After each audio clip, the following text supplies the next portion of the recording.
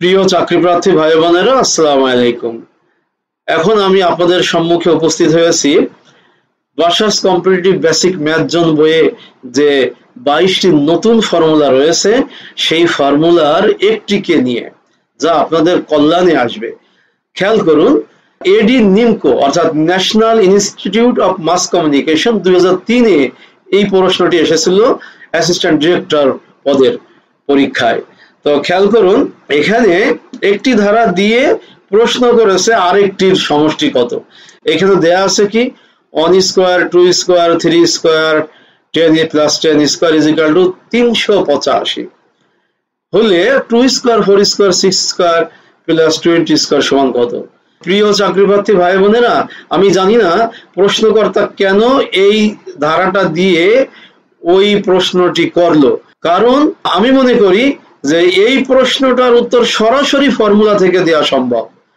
তবে আমার মনে হয় হয়তো প্রশ্নকর্তা আপনাদের আইকিউ টেস্ট করতে চেয়েছেন যে আপনারা এই ধারা দ্বারা বিভ্রান্তির মধ্যে পড়েন কিনা, অথবা তিনি জানেন না, তিনি 9-10 এর বই দেখে প্রশ্ন করেছেন।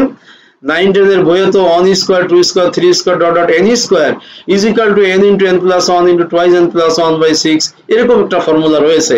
বাট 9-10 এর বইয়ে কিন্তু 2 স্কয়ার 4 স্কয়ার 6 স্কয়ার এরকম কোনো ধারার সমষ্টি নির্ণয় করা নেই। এই জন্য আমার ধারণা উনি মনে করেছেন যে এইটা না দিয়ে প্রশ্ন করলে উত্তর দেওয়া সম্ভব না, কিন্তু এটা সম্ভব। এটা বাসাস কম্পিটিটিভ বেসিক ম্যাথ জোনে আপনারা দেখতে পাবেন এরকম বিভিন্ন বিভিন্ন ফর্মুলা আর ধারার জন্য ভিন্ন ভিন্ন ফর্মুলা রয়েছে।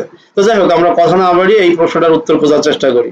তো আপনারা যদি বাসাস কম্পিটিটিভ বেসিক ম্যাথ জোন বইটি খোলেন তাহলে দেখতে পাবেন যে 2 square plus 4 square plus 6 square dot dot যে কোনো একটা জোড় সংখ্যা স্কয়ার থাকবে লাস্টে, অর্থাৎ এটা হচ্ছে জোড় সংখ্যাগুলোর বর্গের সমষ্টির ধারা। তাহলে আমরা জানি এই সমষ্টি হবে n into n plus 1 into n plus 2/6। এখন প্রশ্ন আসবে যে এখানে n কি। তো আমি আপনাদের জ্ঞাতার্থে বলছি, এখানে n হলো শেষ পদের ভিত্তি। দেখেন লেখা আছে এখানে n শেষ পদের ভিত্তি। তা শেষ পদ হচ্ছে 20 স্কয়ার, আর 20 হচ্ছে ভিত্তি বা বেস, আর 2 হচ্ছে তার পাওয়ার। তাহলে ভিত্তি যেহেতু 20, তাহলে আমরা বলতে পারি শেষ পদের ভিত্তি 20 হলে n এর মান হবে 20। আর আমরা যদি এখানে n এর মান 20 বসিয়ে দেই 20 ইন্টু 20 প্লাস 1 ইন্টু 20 প্লাস 2 এরকম একটা এক্সপ্রেশন পাচ্ছি, যেখানে হিসাব করলে আসে 1540। অর্থাৎ এই প্রশ্নের সঠিক উত্তর 1540 যা রয়েছে ক অপশনে। অতএব প্রশ্নের সঠিক উত্তর ক। প্রিয় চাকরিপ্রার্থী ভাই বোনেরা, আপনারা এই যে সমাধান দেখলেন, আমার মনে হয় আপনারা এখানে কোনো জটিলতা পাবেন না। খুবই সহজ একটি বিষয় ছিল, যেখানে শুধু ফর্মুলাটা জানতে হবে আর n এর মান কত সেটা বুঝে ওখানে পুট করতে হবে, তাহলে উত্তরটা চলে আসবে। যদিও গুণ বিষয়টা একটু বড় হলে জটিলতা আসতেই পারে, এই জন্য আমরা বাসায় গুণের প্র্যাকটিস করব।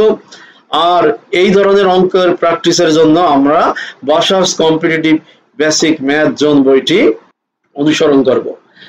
এখন আমি আপনাদেরকে একটু গুরুত্ব দেব যে যদি এরকম ধারা আপনারা দেখতে পান, ধরেন 47 প্রিলিমিনারি চলে আসলো 1Q 3Q 5Q, হ্যাঁ, এরকম যদি ধারা আসে, অথবা যদি আসে 2Q 4Q 6Q, হ্যাঁ, এরকম কোনো ধারা থেকে প্রশ্ন আসে, তাহলে আপনারা কি জবাব দিবেন? হ্যাঁ, এটা কিন্তু সচরাচর বইতে আপনারা সাধারণত যে বইগুলো অনুসরণ করেন বিসিএস প্রিলিমিনারি বা জব টেস্টের জন্য, ওইসব বইতে কিন্তু পাবেন না। আমার কথাটা আপনি একটু মিলিয়ে নিতে পারেন। এই জন্য আপনি বাসাস কম্পিটিটিভ বেসিক ম্যাথ জোন বইটি অনুসরণ করবেন। অথবা যদি মনে করেন যে আপনি বই কিনতে চান না, আর্থিক সমস্যা, যদি আমি মনে করি বিসিএস পরীক্ষা দিতে গেলে বই কিনা এটা কোনো বার্ডেন এরকম মনে হওয়া উচিত না। তারপরে বলে যদি বই কিনতে না চান, তাহলে আপনাদের কল্যাণের জন্য আমার কিন্তু ইউটিউব চ্যানেল রয়েছে, আমার ফেসবুক পেজ রয়েছে, ওখানেও আমি লেকচার আপলোড করে দেব। আপনারা আমাকে যদি মেসেজ পাঠান আমি লেকচার দিয়ে দেব। সুতরাং আপনারা টাচে থাকুন, আমার চ্যানেলকে সাবস্ক্রাইব করুন, এবং যদি খুব আর্থিক সমস্যা না হয় আমার বইটা আপনি সংগ্রহে রাখুন, কারণ এই বইটি বাজারের কোনো বইয়ের প্রতিদ্বন্দ্বী না এবং এর কোনো বিকল্প বইও নেই। এখানে অনেক কিছু আছে যা কোনো বইতে নেই। যাই হোক, আমি আর কথা বলবো না, যেহেতু আমার নিজের বইতে আমি খুব বেশি বলবো না। বৃক্ষ তোমার নাম কি, ফলে পরিচয়, বইটি কেনেন, পড়েন, তারপরে দেখতে পাবেন যে আমার কথা কতটুক সত্য। তাহলে আজ আর নয়, আগামীতে আবার নতুন কোনো কিছু নিয়ে আপনাদের সামনে উপস্থিত হব। আপনাদের কল্যাণ কামনায় শেষ করছি। খুদা হাফেজ। আসসালামু আলাইকুম ওয়া রাহমাতুল্লাহি ওয়া বারাকাতুহু।